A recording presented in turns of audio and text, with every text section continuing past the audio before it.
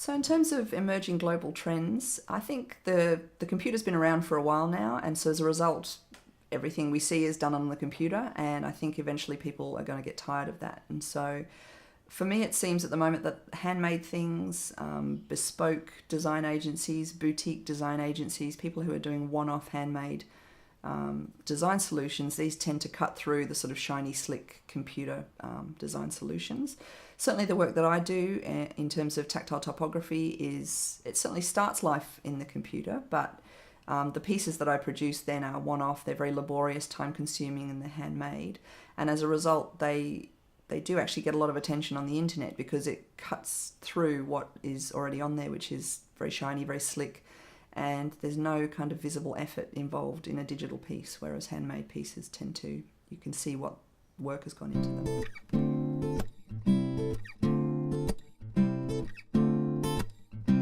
Technologies in graphic design are here to stay, they're not going anywhere, and technologies evolve pretty much on a 6-monthly basis. Every 6 months something new seems to be released. And so as a graphic designer, you can choose to stay current and in touch with it all, or you can choose to stay in your niche, but be aware that the technologies are going to keep evolving and keep developing. And I think as a graphic designer, the key thing is to either stay in touch with technology so that you're aware of what's out there and whether it's relevant to the solution that you're preparing for your client. And if you're not prepared to keep up with the technologies, you need to partner with somebody who does.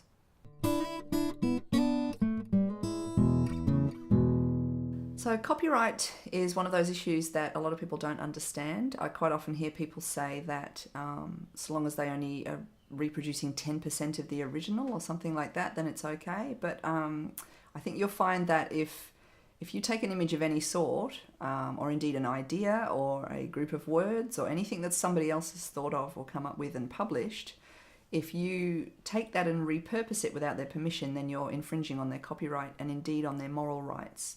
So moral rights is the rights of the author to not have their work damaged in any way. So because people might mistakenly think it's their work, and if you've done something horrible to it, then they don't want that either.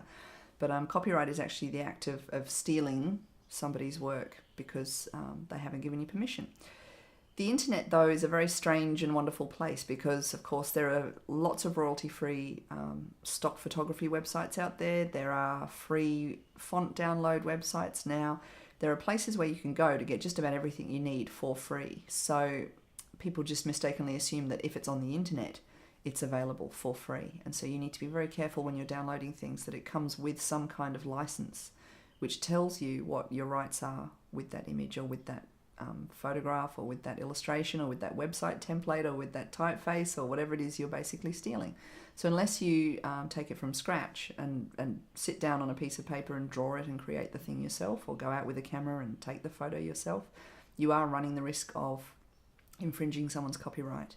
The other thing to be aware of is even if you did pay $5 for it and downloaded it from iStockPhoto, then you still are running the risk of it being in your folio and people looking at it and saying, well, I've seen that image before. So they don't necessarily know that that's a stock image. They might just mistakenly assume that you've plagiarized it. So again, be aware that even if you do have permission to use something, then it's still not necessarily a good idea.